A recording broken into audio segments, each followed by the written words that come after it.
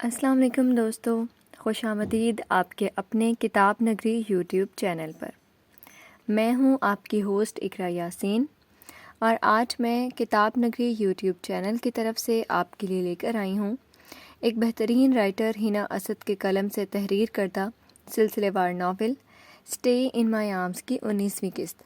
تو پھر چلتے ہیں قسط کی جانب، لیکن اس سے پہلے اگر آپ نے ہمارے چینل کو سبسکرائب نہیں کیا تو جلدی سے اسے سبسکرائب کیجیے اور بیل آئیکن کا بٹن ضرور دبائیں تاکہ آپ کو یہاں اپلوڈ ہونے والے تمام ناولز کے ایک ساتھ کی نوٹیفیکیشن ملتی رہیں۔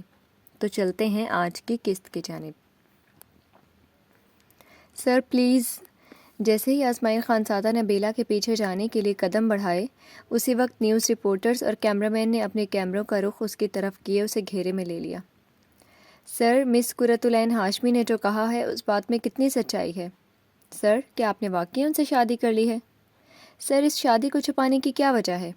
سر، اس طرح کے ڈھیر سوالات کی بوچھاڑ کرتی تھی سب نے مل کر۔ اسے سب کی آوازیں آپس میں گڈمڈ ہوتی ہوئی سنائی دینے لگیں۔ Excuse me please. اس نے ہجوم کو چیر کر وہاں سے نکلنا چاہا، مگر اسے وہاں سے بنا جواب دیے وہ نکلنے ہی نہیں دے رہے تھے۔ اس نے گہرا سانس لیتے ہوئے خود کو نارمل کیا اور کٹیلی نظروں سے قرۃ العین ہاشمی کو دیکھتے ہوئے چہرے پر برفیلے تاثرات سجائے بولا، مس قرۃ العین ہاشمی جو بھی کہہ رہی ہیں وہ سراسر ان کی من گھڑت کہانی کے سوا اور کچھ نہیں۔ میں نے ان سے کوئی ہڈن نکاح نہیں کیا اور نہ ہی کبھی کرنے کا ارادہ ہے۔ لگتا ہے یہ مس اپنے ہوش و حواس میں نہیں، تبھی ایسی جھوٹی افواہ پھیلا رہی ہیں۔ شاید یہ ان کا میڈیا اٹریکشن کا کوئی حربہ ہے۔ وہ کاٹدار آواز میں بولا تو قرۃ العین ہاشمی سر تا پا سلگ اٹھی۔ وہ زہرخند نظروں سے اسے دیکھنے لگیں۔ میرے پاس ثبوت ہے، ہمارا نکاح نامہ جس پر مسٹر اسماعیل خانزادہ کے سگنیچرز ہیں۔ لگتا ہے یہ بھی میڈیا میں ہمارے نکاح کی خبر آؤٹ نہیں کرنا چاہتے تھے، تبھی غصے میں انکار کر رہے ہیں۔ وہ استہزائیہ انداز سے ہنس کر بولی۔ اسماعیل خانزادہ کے بھوری کانت سی آنکھوں میں لال ڈورے نمایاں ہونے لگے۔ سچے اور پاکیزہ رشتے چھپ کے نہیں بنائے جاتے، کیونکہ سچے اور پاکیزہ رشتے اللہ نے چھپ کے نبھانے کے لیے نہیں بنائے، اور جو رشتہ چھپ کے نبھایا جائے وہ رشتہ تھوڑی ہوتا ہے، وہ جھوٹ، فریب اور دھوکہ ہوتا ہے۔ ضرور انہوں نے دھوکہ کیا ہے میرے ساتھ۔ وہ سرد آواز میں غرایا۔ چاروں طرف خاموشی چھا گئی۔ آپ سب کے سامنے مجھے دھوکے باز کہہ کر بے عزتی نہیں کر سکتے۔ وہ اشتعال انگیز نظروں سے اسے دیکھتے ہوئے دانت پیس کر بولی، میرے کہنے یا نہ کہنے سے کوئی فرق نہیں پڑتا۔ منافقت، جھوٹ، فریب، دھوکے بازیاں صاف پانی کی طرح چہروں پر آیا ہوتی ہے۔ وہ غصیلی آواز میں بولا۔ اس کی پیشانی کی رگیں ابھری ہوئی تھیں۔ جھوٹے تو تم ہو، چھپ کر میرے ساتھ نکاح کر لیا اور اب سب کے سامنے مکر رہے ہو۔ وہ تیز قدموں سے چلتے ہوئے اس کے قریب آئی۔ مجھے جھوٹ، مکاری، فریب، دھوکہ اور ناانصافی نہیں آتی۔ یہ کم ظرف لوگوں کے مشغلے ہیں۔ خدا مجھے ایسے بیماروں کے شر سے محفوظ رکھے اور سچ و حق پر قائم رہنے کی توفیق عطا فرمائے۔ وہ پختہ انداز میں بولا تو وہاں موجود سب لوگوں کے منہ حیرت سے کھلے کے کھلے رہ گئے۔ کچھ لوگوں نے منہ میں آمین بھی کہا۔ میں تم پر کیس کر دوں گی اور نکاح نامہ دیکھ کر خود ہی دودھ کا دودھ اور پانی کا پانی ہو جائے گا۔ وہ اس کی شرٹ کا کالر پکڑ کر اسے جھنجھوڑنے والی تھی کہ اسماعیل خانزادہ نے اس کی کلائی کو پکڑ کر اسے پیچھے جھٹک دیا۔ شوق سے کرو کیس۔ سچ کے راستے میں مشکلیں ضرور ہیں، مگر میرا ذہن و قلب مطمئن ہے کہ میں نے کچھ غلط نہیں کیا، اور دنیا کا اصول ہے کہ حق کو ہمیشہ دبایا جاتا ہے، مگر جب امید رب پر ہو تو آپ ہمیشہ سرخرو ہوتے ہیں اور ہمیشہ کامیابیاں آپ کا مقدر ٹھہرتی ہیں۔ انسان کی عزت اس کے کردار پر بنتی اور گرتی ہے۔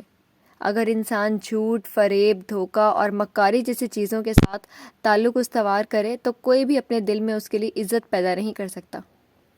وہ ایک ایک لفظ چبا چبا کر بولتا سب کے سامنے اس کے جھوٹے اعتماد کی دھجیاں بکھیرتے ہوئے ثابت قدمی سے باوقار چال چلتا ہوا باہر کی طرف بڑھ گیا۔ جو لوگ کسی کو بیوقوف بناتے ہیں، کسی کو دھوکہ دیتے ہیں، وہ آخرت میں بھی ذلیل و رسوا ہوں گے، کیونکہ اللہ کی پکڑ بہت مضبوط ہے۔ روز محشر دنیا کی حاصل کی ہوئی ہر چیز ختم ہو جاتی ہے۔ پیسہ، وقار، عزت، اکڑ، عہدہ، جھوٹ، فریب، دھوکہ، غرور، نفرت اور منصب۔ باقی رہتا ہے تو صرف اور صرف عمل۔ جیسے ہی گاڑی جھٹکے سے رکی، ایس کے اس میں سے باہر نکل کر آیا اور گاڑی کا بونٹ کھول کر اسے چیک کرنے لگا، مگر اسے کچھ سمجھ نہیں آیا۔ اس نے واپس آ کر اپنا موبائل ڈیش بورڈ سے اٹھایا تاکہ وہ کسی کو گاڑی ٹھیک کرنے کے لیے بلا لے یا پھر مدد کرنے کے لیے، مگر جیسے ہی اس کی نظر بند موبائل پر پڑی، اس کی پیشانی پر ناگوار شکنوں کا جال بچھا۔ آج وہ موبائل چارج کرنا ہی بھول گیا تھا۔ اب بند موبائل اس کا منہ چڑھا رہا تھا۔ آج کا دن ہی عجیب تھا، پہلے اپنے دوست سے جھڑپ اور اب گاڑی خراب ہونے کے ساتھ ساتھ موبائل بھی آف۔ پے در پہ مشکلات نے اسے جھنجھلاہٹ میں مبتلا کر دیا تھا۔ انایا اس کی ساری کارروائی کا بغور جائزہ لے رہی تھی۔ وہ سچویشن سمجھ چکی تھی کہ اب جب تک کوئی لفٹ نہیں مل جاتی انہیں یہیں رکنا پڑے گا۔ وہ گاڑی کا دروازہ کھول کر باہر نکل آئی۔ میں تو بھول ہی گیا تھا، جب مصیبت ساتھ لیے گھوموں گا تو مصیبت میں پھنسوں گا کیسے نہیں۔ وہ اپنی طرف کی گاڑی کے دروازے کو واپس زور سے ٹانگ مار کر بند کرتے ہوئے انگلش لب و لہجے میں بولا، مگر زبان اردو تھی۔ وہ کافی حد تک اچھی اردو بولنے لگا تھا اب۔ انایا خاموش رہی۔ اسے پتا تھا وہ غصے میں ہے اس وقت، اس لیے اس نے خاموش رہنے میں ہی عافیت جانی۔ آس پاس کا جائزہ لینے لگی۔ وہ روڈ سے چلتے ہوئے تھوڑا آگے ہوئی، قریب ہی ایک چھوٹا سا پل بنا ہوا تھا جس کے نیچے ایک خوبصورت سی شفاف پانی کی ندی بہہ رہی تھی۔ آج چاند کی لگتا تھا 13ویں رات تھی۔ وہ مکمل تو نہیں ہوا تھا مگر پوری آب و تاب سے چمک رہا تھا۔ اس کی چاندنی اس شفاف ندی کے پانی کو بھی جگمگا رہی تھی۔ وہ پل پر کھڑی تھی۔ کچھ دیر پہلے والی کی گئیں ایس کے کی باتوں کی بازگشت اس کے کانوں میں ابھی تک گونج رہی تھی۔ اس نے طمانینت سے آنکھیں موند لیں۔ دل پر ایک عجیب سا نشہ چھا گیا تھا۔ شی از مائی وائف، ڈیم اٹ! تو اس کا مطلب ہے کہیں نہ کہیں یہ بھی مجھے اپنی بیوی ماننے لگا ہے۔ اس نے دل میں سوچا تو ایک عجیب سی سرور بھری لہر اس کے رگوں پے میں سرایت کر گئی۔ ایک ٹھنڈی ہوا کا جھونکا اس کے چہرے کو چھو کر گزرا جو اسے کسمسانے پر مجبور کر گیا۔ اس نے جھٹکے سے آنکھیں کھولیں۔ ایس کے اس کی ہی جانب دیکھ رہا تھا کہ اس ٹینشن بھرے ماحول میں بھی وہ کس قدر پرسکون ہے اور موسم سے لطف اٹھا رہی ہے۔ اس نے نظروں کا زاویہ بدل لیا۔ انایا کا بس نہیں چل رہا تھا کہ خوشی سے کیا کر ڈالے۔ وہ دوپٹے کے ایک پلو کو ہاتھ میں پکڑ کر لہراتے ہوئے وہیں پل پر گول گول گھومنے لگی۔ ایس کے نے اپنا گاڑی میں موجود کیمرہ نکال کر اس کی تصویر کھینچ لی۔ یہ سب بلا اختیار ہی ہوا تھا اس سے۔ انایا کو اپنے آپ پر فلیش لائٹ چمکتی ہوئی محسوس ہوئی تو اس نے جھٹ سے آنکھیں کھولیں، مگر تب تک ایس کے کیمرہ سرعت سے گاڑی میں واپس رکھ چکا تھا۔ وہ دھیرے دھیرے چلتے ہوئے پل سے نیچے اتر آئی اور ندی کے پانی سے مٹھی بھر کر ایس کے کی طرف آئی اور پانی اس کی طرف اچھال دیا۔ یکلخت ایس کے چہرے پر غصیلے تاثرات نے پہرا جمایا۔ سمجھتی کیا ہو تم اپنے آپ کو اور ان فضول حرکتوں کا مطلب؟ وہ اس کی کلائی سے کھینچ کر اسے اس یخبستہ موسم میں اسے یوں لگا جیسے اسے کسی انگارے نے چھو لیا تھا۔ ایس کے ہاتھ میں سے پھوٹتی تپش اس کے اندر ابلتے ہوئے آتش فشاں کا پتہ دے رہی تھی۔ انایا کی تو آواز حلق میں اٹک گئی تھی اس کے جارحانہ تیور دیکھ کر۔ میں تمہیں کبھی معاف نہیں کروں گا۔ میں نے زندگی میں کبھی کسی سے نفرت نہیں کی مگر تم وہ اونلی ون ہو جس کے لیے میرے دل میں نفرت کے سوا کچھ بھی نہیں۔ جب جب تمہارے اور میرے درمیان موجود رشتے کا احساس ہوتا ہے میرا دل نفرت سے بھر جاتا ہے۔ اگر اس رات مجھے تمہاری موم کا خیال نہ ہوتا تو میں کبھی اس نکاح نامے پہ سائن نہیں کرتا۔ وہ کڑوا گھونٹ کبھی نہ بھرتا جس نے میری زندگی عذاب بنا دی ہے۔ میری بے بسی کو کیش کیا تھا تم نے۔ تمہیں اپنے حالات سے فرار حاصل کرنی تھی۔ تمہیں لوگوں کے طعنوں سے بچنے کے لیے ایک ڈھال درکار تھی تو تم نے ڈھال بنانے کے لیے مجھے چن لیا۔ کیا تم اچھے طریقے سے یہ سب کرتی تو کیا میں انکار کر دیتا؟ بے شک یہ ایک مشکل ٹاسک تھا۔ تم نے اپنی خواہش پوری کرنے کے لیے آسان راہ تلاش کر لی۔ کتنا آسان تھا نا تمہارے لیے وہ سب کرنا۔ تم نے میری دوستی کا مان خاک میں ملا دیا۔ کیسے معاف کروں میں تمہیں؟ کیوں اتنی گری ہوئی حرکت کی تم نے؟ ایک لڑکی جب اپنے معیار سے گر جائے تو اس کے پاس کچھ نہیں بچتا۔ کیا ہے تمہارے پاس؟ بتاؤ مجھے۔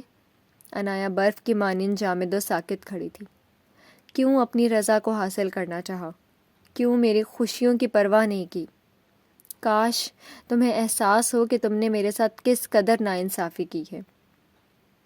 وہ اپنے دل میں بھرا غبار نکالتا جا رہا تھا اور دوسری جانب انایا کے آنسوؤں نے سارے بند توڑ دیے تھے اور اس کے گالوں پر بکھرنے لگے تھے۔ جس جگہ میں کھڑا ہوں نا مجھے نہیں پتا اس سے آگے کیا ہوگا، لیکن اتنا تو طے ہے زندگی کا باقی ماندہ سفر ہرگز تمہارے ساتھ تو طے نہیں کروں گا۔ نہیں جینا چاہتا تمہارے ساتھ۔ اپنے لیے نئی راہیں تلاش کرنی ہیں اور ہر صورت تم سے علیحدگی اختیار کروں گا۔ ٹھنڈ نے عنایا کے پورے وجود کو اپنی لپیٹ میں لے لیا۔ وہاں چلتی ٹھنڈی ہوا بدن میں سرایت کر کے منجمد کرنے کو تھی۔ اس کے ہونٹ نیلے پڑنے لگے تھے۔ اس سے پہلے کہ وہ ٹھنڈ اور ایس کے سرد رویے سے بے ہوش ہو جاتی، ایس کے فوراً سے بیشتر آگے بڑھ کر اس کے بے جان پڑتے وجود کو اپنی باہوں میں بھر لیا اور اسے اٹھا کر گاڑی کی طرف بڑھا۔ عنایا کے رگوں پے میں بجلی سی کوند گئی۔ جسم طوفان کی زد میں تھا۔ وہ باقاعدہ لرز رہی تھی۔ اس کی بے انتہا قربت پر اس کے کپڑوں میں سے پھوٹتی پرفیوم کی مسحور کن مہک اس کے حواسوں پر چھا رہی تھی۔ "What happened?" ایس کے نے اسے گاڑی کی پچھلی سیٹ پر بٹھا کر اس کا گال تھپ تھپا کر پوچھا، مگر اس نے آنکھیں نہیں کھولیں۔ اس نے اپنی جیکٹ اتار کر اس کے اوپر پھیلا دی۔ کہیں عنایا سرد موسم میں ٹھنڈ تو نہیں لگ گئی؟ اسے یہی بات ہولائی دے رہی تھی۔ وہ اس کے کپکپاتے ہوئے وجود کو دیکھتے ہوئے اس کے ساتھ ہی پچھلی سیٹ پر بیٹھ گیا اور گاڑی کے دروازے اندر سے لاک کر لیے۔ اس طرح گاڑی میں باہر سے سردی نہیں آ رہی تھی۔ وہ کچھ دیر تک اس کی پیشانی پہ ہاتھ رکھ کر چیک کرتا رہا کہ اسے ٹھنڈ سے بخار تو نہیں ہوا، لیکن اس کا نارمل ٹیمپریچر دیکھ کر اس نے خود کو ڈھیلا چھوڑ دیا اور سیٹ کے پشت پر سر رکھ دیا۔ دل و دماغ کی جنگ سے نڈھال ہوئے نہ جانے کب نیند اس پر غالب آ گئی، اسے خود بھی خبر نہیں ہوئی تھی۔ انجانے میں اس کا ایک ہاتھ عنایا کی کمر کے گرد حمال تھا اور وہ سو چکا تھا۔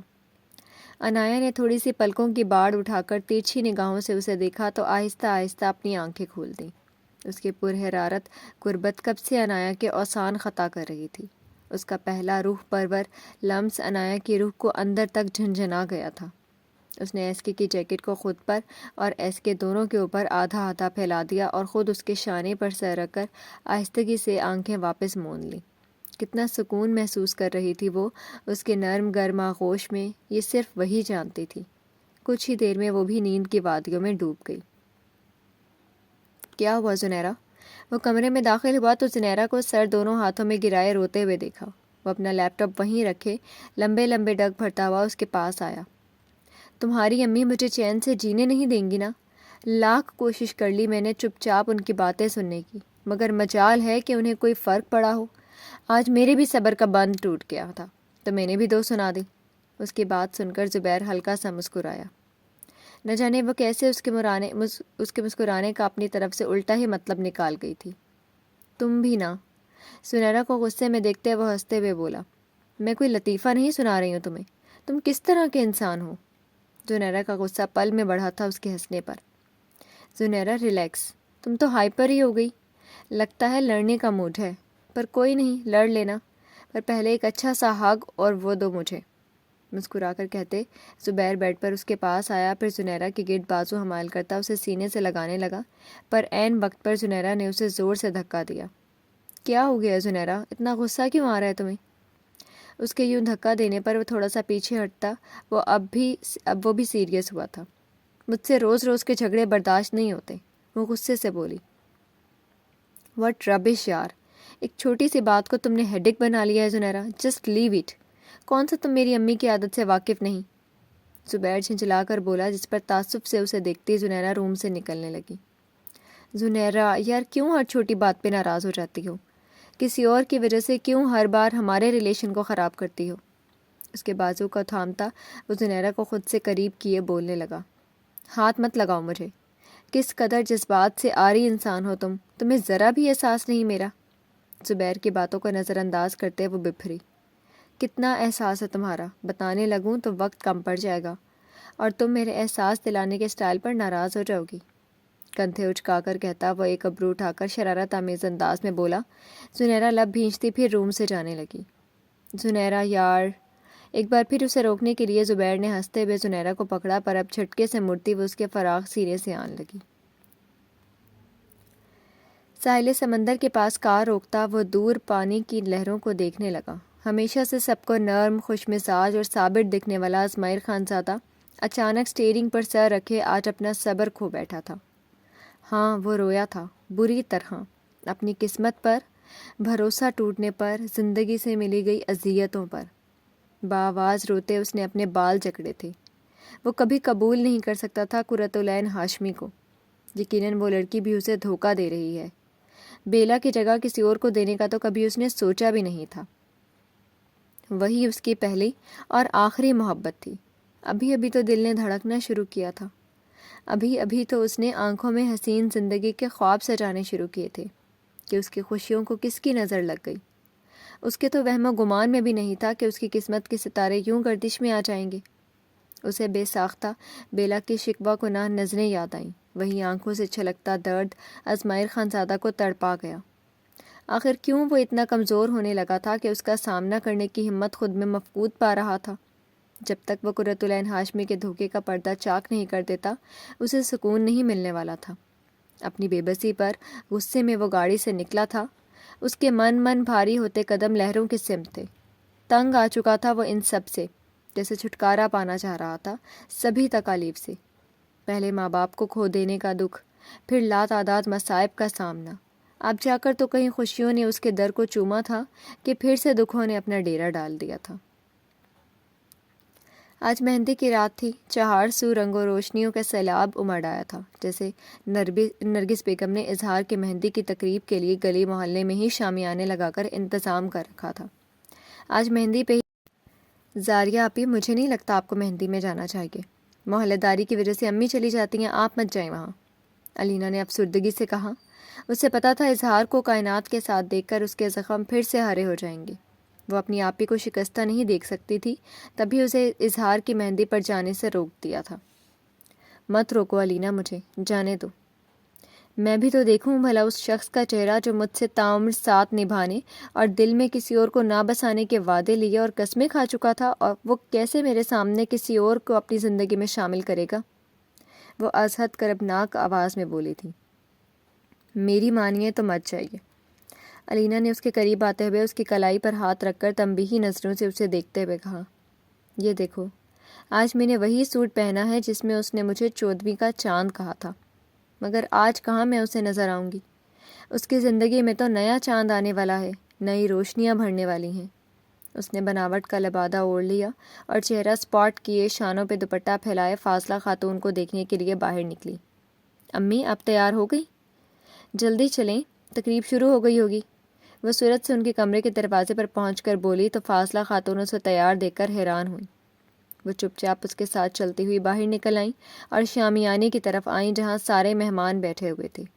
وہ بھی باقی محلے کی خواتین کے ساتھ جا کر بیٹھ گئیں۔ تقریب شروع ہو چکی تھی، سب لوگ کائنات اور اظہار کو بار بار آ کر مہندی لگا رہے تھے اور مٹھائی کھلا رہے تھے۔ نرگس نے اپنی بہن کے ساتھ مل کر ایک ہی جگہ پر مہندی کی تقریب کا انتظام کیا تھا اور مہندی پر آیا خرچ آدھا آدھا کر لیا تھا۔ دونوں کو ساتھ بٹھا کر مہندی کی رسم ادا کی جا رہی تھی۔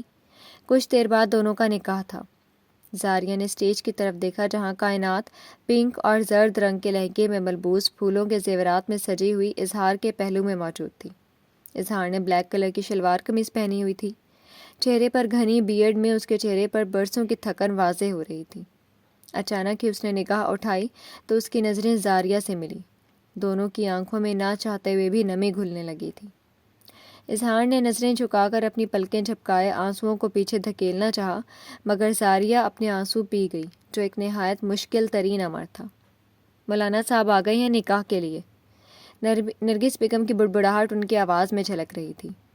ادھر زندگی کا جنازہ اٹھے گا، ادھر زندگی ان کی دلہن بنے گی، قیامت سے پہلے قیامت ہے یارو، میرے سامنے میری دنیا لٹے گی۔ زاریہ ٹکٹکی باندھے سارا منظر دیکھ رہی تھی جو قطعاً آسان نہیں تھا اس کے لیے۔ کائنات، مجھے نکاح سے پہلے تم سے کچھ ضروری بات کرنی ہے۔ بالآخر اظہار افندی کے صبر کا پیمانہ لبریز چھلکا تو وہ کائنات سے آہستہ آواز میں بولا، اور اٹھ کر گھر کے اندر داخل ہوا تو کائنات بھی اپنا ہلکے سے کام والا پنک اور زرد رنگ کا لہنگا سنبھالتے ہوئے اس کے پیچھے چل دی۔ کیا بات ہے اظہر؟ اس نے پیچھے سے آ کر پوچھا۔ میں تمہیں پسند نہیں کرتا، اس نے بنا لگے لپٹے اپنی بات کہہ دی۔ تو کیا ہوا، یہ کوئی بڑی بات نہیں ہے میرے لیے۔ میں نے سنا ہے نکاح ایسا بندھن ہے اس کے بعد دو اجنبی بھی محبت کرنے لگ جاتے ہیں۔ سنی سنائی باتوں پر یقین نہیں کرنا چاہیے کائنات، میری بات کو سمجھنے کی کوشش کرو۔ میں تم سے صاف صاف کہہ دینا چاہتا ہوں کہ میں زاریہ کو پسند کرتا ہوں، اسی سے شادی کرنا چاہتا ہوں، مگر امی نہیں مان رہی۔ میں تمہیں کبھی خوش نہیں رکھ پاؤں گا، یاد رکھنا۔ زبردستی کے بندھے ہوئے بندھن زیادہ دیر تک نہیں چلتے۔ وہ کھردرے پن سے گویا ہوا۔ تو اس میں اب میں کیا کر سکتی ہوں؟ آپ نے پہلے منع کر دینا تھا۔ یوں مجھے عین وقت پر بتانے کا کیا فائدہ؟ وہ سوالیہ نظروں سے اسے دیکھتے ہوئے بولی۔ امی تمہاری بات مانیں گی، تم انہیں سمجھاؤ پلیز۔ وہ منت بھرے انداز میں بولا۔ اظہار، میں تمہیں پیار کرتی ہوں، بچپن سے یہی سنتی آئی ہوں کہ تم سے میری شادی ہوگی، میں کیسے خود اس شادی سے انکار کر سکتی ہوں؟ اور تم میرے کندھے پر بندوق رکھ کر کیوں چلانا چاہتے ہو؟ وہ تڑک کر گویا ہوئی۔ وہ ششتر سا رہ گیا۔ تم سمجھ کیوں نہیں رہی ہو کائنات کہ اگر میں نے زاریہ کے سوا کسی سے شادی کی تو جیتے جی مر جاؤں گا، کچھ نہیں بچے گا مجھ میں، ایک زندہ لاش سے شادی کرو گے تم؟ بتاؤ۔ کائنات اس کی زاریہ کے لیے تڑپ دیکھ کر متوجہ سے ہو گئی۔ اور تم کیوں سمجھ نہیں رہے کہ میں بھی تمہارے بنا نہیں رہ پاؤں گی؟ تمہیں پتہ ہے اظہار، محبت میں شراکت داری کتنی مشکل ہے، لیکن میں تمہارے لیے تمہاری محبت میں یہ بھی کر گزرنے کو تیار ہوں۔ وہ فیصلہ کن انداز میں بولی تو اظہار ٹھٹک کر اسے دیکھنے لگا۔ تم پہلے مجھ سے نکاح کر لو، میں خالہ سے بات کر کے تمہارا زاریہ سے بھی نکاح کروا دوں گی۔ اس نے گویا اظہار کے سر پر دھماکہ کیا۔ یہ کیا کہہ رہی ہو کائنات؟ ایسا ممکن نہیں۔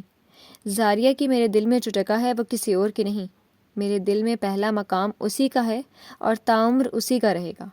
ٹھیک ہے، تمہیں نہیں بات کرنی تو مت کرو، مگر یوں میری محبت بھرے جذبات کے ساتھ کھیل مت کھیلو۔ ٹھیک ہے، میں تم سے نکاح کے لیے تیار ہوں، مگر یاد رکھنا تم کبھی بھی میرے دل میں وہ جگہ نہیں بنا سکو گی جو زاریہ کی ہے۔ وہ سرد لہجے میں کہتے ہوئے پلٹ کر جانے کو تھا کہ کائنات کے الفاظ نے اس کے پاؤں جکڑ لیے۔ رکو اظہار، میں تو تمہاری محبت کی گہرائی دیکھ رہی تھی۔ واقعی تمہاری محبت سچی ہے۔ ہمیشہ پا لینے کا نام تو محبت نہیں، کبھی کبھی محبوب کی خوشی میں خوش ہو جانا بھی محبت ہے۔ شکر ہے ابھی میں محبت کے اس نہج تک نہیں پہنچی جہاں سے پلٹنے کا کوئی راستہ نہیں تھا۔ اگر میں تمہارے لیے کچھ کر سکی تو خود کو بہت خوش قسمت تصور کروں گی۔ وہ دھیرے مگر لڑکھڑاتی ہوئی آواز میں بولی۔ آنکھوں کے گوشے بھیگنے لگے تھے۔ کچھ ہی دیر میں نرگس بیگم اور اظہار کے والد جواد افندی کے ساتھ کائنات کے والدین بھی اس کمرے میں آ چکے تھے۔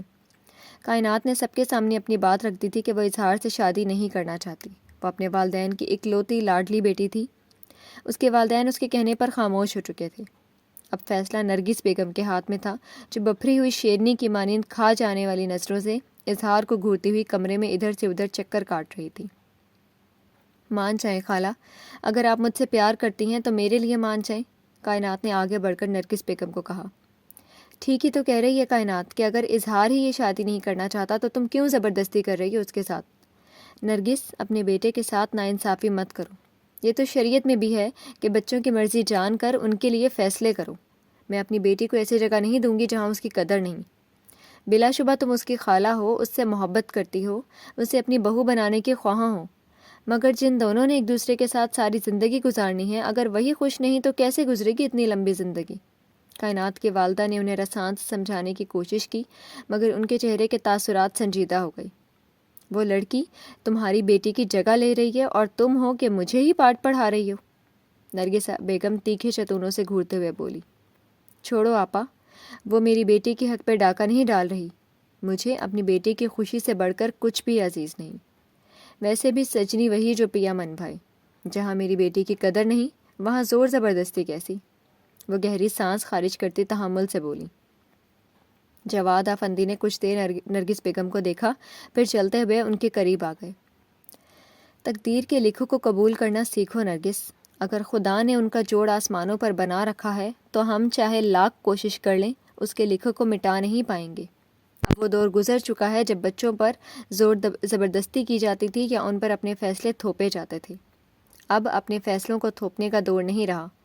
بچے باشعور سمجھدار ہو گئے ہیں اور اپنے لیے خود اچھے فیصلے لے سکتے ہیں، اور میرے خیال میں ہر انسان کو اپنے لیے خود فیصلہ لینے کا اختیار ہونا بھی چاہیے۔ زندگی ان کی ہے، گزارنی انہوں نے ہے، تو ہم کیوں خواہ ان کی زندگی ان پر تنگ کریں؟ ہمیں کوئی حق نہیں ان سے فیصلے کا اختیار لینے کا۔ تمہیں اس بات کو قطعی انا کا مسئلہ نہیں بنانا چاہیے، بلکہ تمہیں تو خدا کا شکر گزار ہونا چاہیے جو اس نے تمہیں اتنی فرما بردار اولاد عطا کی ہے، جو چپ چاپ سر جھکائے تمہارے فیصلے پر عمل درآمد کر رہا تھا، مگر دل کے ہاتھوں مجبور ہو کر اسے یہ قدم اٹھانا پڑا۔ جواد افندی نے اپنے تئیں انہیں سمجھانے کی بھرپور کوشش کی۔ آپ یہ کیسی باتیں کرنے لگے؟ زمانہ بدل گیا ہے تو کیا ہم اپنی قدریں بھی بھول گئے ہیں؟ ہمارے بڑوں نے تو کبھی ہم سے نہیں پوچھا تھا ہمارے بارے میں فیصلہ لینے سے پہلے یہی ہماری روایات ہیں۔ جو بات غلط ہے وہ ہمیشہ غلط ہی رہے گی۔ اولاد کو پیدا کیا ہے تو ان کے فیصلے لینے کا حق بھی رکھتے ہیں ہم، وہ تڑپ کر بولی۔ جواد افندی نے بہت ملائمت سے انہیں دیکھا، پھر دھیرے سے مسکرا دیے۔ یہی بات تو سمجھنے میں بہت دیر کر دی۔ ضروری نہیں بڑوں کے فیصلے ہمیشہ ٹھیک ہوں۔ بہرحال اب بھی دیر نہیں ہوئی۔ میں وہی دقیانوسی روایات دوبارہ نبھانا نہیں چاہتا۔ اپنے بیٹے کے درد کو سہنے کا حوصلہ نہیں مجھ میں۔ بدلتے وقت کے ساتھ بدل جانے میں کوئی قباحت نہیں۔ وقت کے تقاضوں کو سمجھنا بھی بہت ضروری ہے۔ اظہار ہماری اولاد ہے، کوئی بھیڑ بکری نہیں کہ جسے اٹھا کر جہاں چاہے جس مرضی کی چاہے کھونٹے سے باندھ دو۔ جی فرینڈز، تو بتائیے کیسی لگی آپ کو آج کی قسط؟ کیا ساریہ اور اظہار کی شادی میں شرکت کے لیے ایکسائٹیڈ ہیں؟ تو جلدی سے آج کی قسط پر اچھے ویوز دیجیے تاکہ اگلی قسط جلدی مل سکے۔ اپنا خیال رکھیے گا، جلد ہی ملتے ہیں اگلی قسط کے ساتھ۔ اللہ حافظ۔